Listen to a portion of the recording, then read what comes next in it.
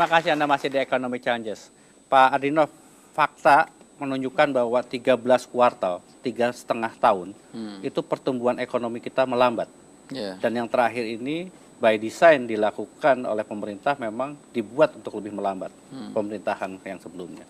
Apakah kemudian kalau pemerintah ingin meningkatkan penerimaan pajak, itu tidak akan makin mengkontraksi pertumbuhan?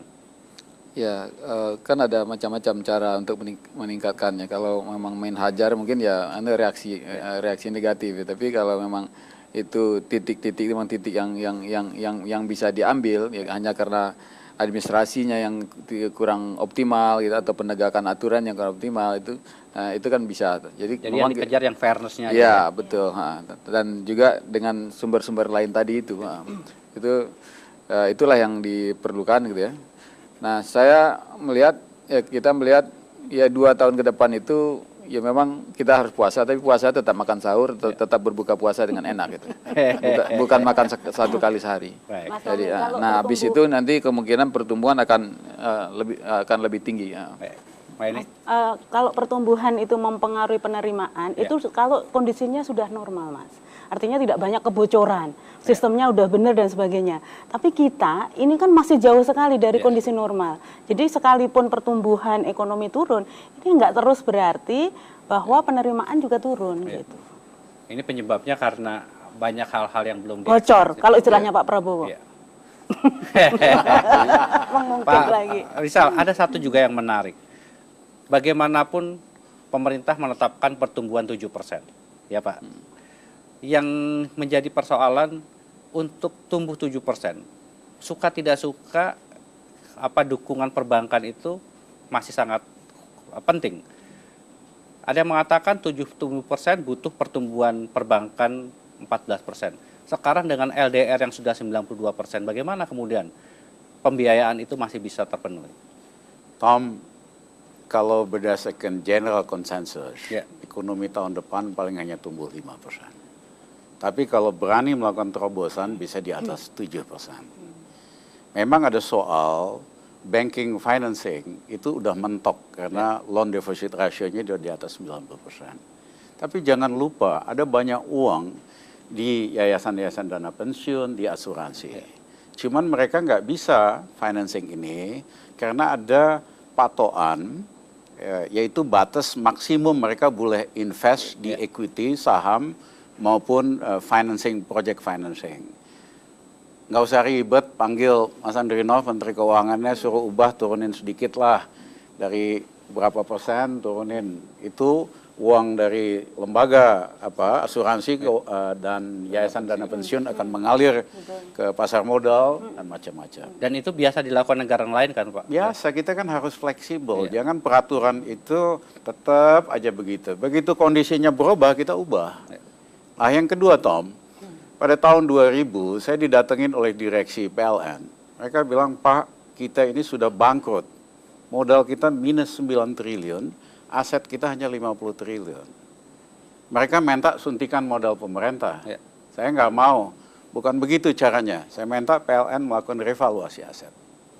Begitu kita lakukan revaluasi aset PLN dari 50 triliun naik menjadi 219 triliun. Selisihnya kami masukkan ke dalam modal PLN dari minus 9 triliun jadi 103 triliun. Belum pernah menyelamatkan BUMN tanpa suntikan modal. Nah, sekarang seandainya ini pemerintah berani, saya kadang-kadang meragukan keberaniannya, bukan kecerdasannya.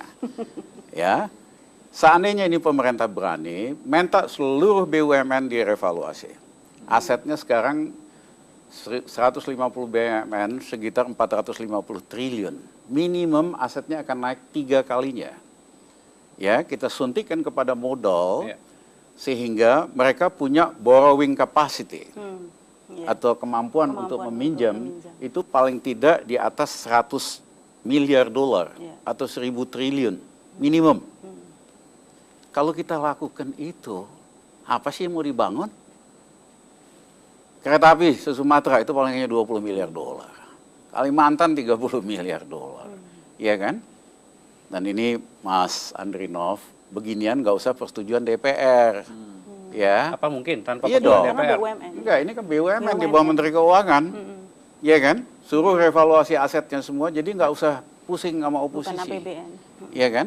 Nah, begitu dilakukan, maka kita bisa bangun infrastruktur dengan cepat. Nggak perlu naikin BBM misalnya. Jadi saya menyesalkan pejabat yang di kepalanya cuma bisa ngomong, tidak ada jalan lain menyelamatkan APBN kecuali naikin harga BBM. Jadi saya minta kepada Jadi ini pejabat. pikiran-pikiran out of the box ya. Ya. Mbak Eni apalagi Iya. Mbak Eni? Saya akan minta pejabat itu mikirlah dikit gitu loh, jangan males mikir. Nah, kalau kita lakukan itu, Tommy kan ke Cina berapa kali? Apa sih engine-nya? Engine-nya sektor manufacturing, sebagian PMA. Ya. Di luar itu kan BUMN, Tom. Ya. Jadi kalau kita lakukan ini, BUMN kita akan jadi lebih besar. Pemerintah pusat tidak perlu meminjam. Ini paradigma baru, membangun tanpa minjem. Iya. Yang minjem itu silahkan korporasi dalam hal ini Korporasi, BUMN betul. gitu loh. Jadi ada terobosan ini, tapi saya minta pejabat jangan malas mikir gitu lah. Jangan malas Cari mikir. jalan gampangnya doang. Oke. Mbak Eni? Iya betul, Mas Tommy. Jadi pembiayaan pembangunan itu tidak ansih hanya APBN. Iya. Itu yang harus mindset yang harus dirubah, termasuk menjadi revolusinya Pak Andrino. Jadi dalam mendesain program-program prioritas ini selain tadi bisa konsorsium BUMN, bisa juga ini foreign direct investment maupun juga penanaman modal dalam negeri. Itu juga sumber pembangunan, termasuk juga perbankan. Ini juga menjadi sumber pembiayaan pembangunan. Nah, di luar itu strategi yang kedua selain tadi sampaikan Pak Rizal adalah hari ini supaya puasanya tadi tidak terlalu lama adalah bukan target angka pertumbuhannya Mas Tony, tapi kualitas pertumbuhan. Jadi sekalipun kita tumbuh hanya 5%, tetapi yang tumbuh tiga sektor utama, pertanian, terus industri, dan juga sektor pertambangan yang ini sektor-sektor menghasilkan barang, ini sudah pasti langsung menyerap tenaga kerja yang luar biasa, memberikan nilai tambah yang luar biasa, dan ini juga strategi untuk mempercepat kesejahteraan masyarakat. Saya nanti ingin minta Pak Adinov untuk merespon pikiran-pikiran yang baru ini, tapi kita harus jeda terlebih dahulu, jangan kemana-mana, tetaplah di Economic Challenge.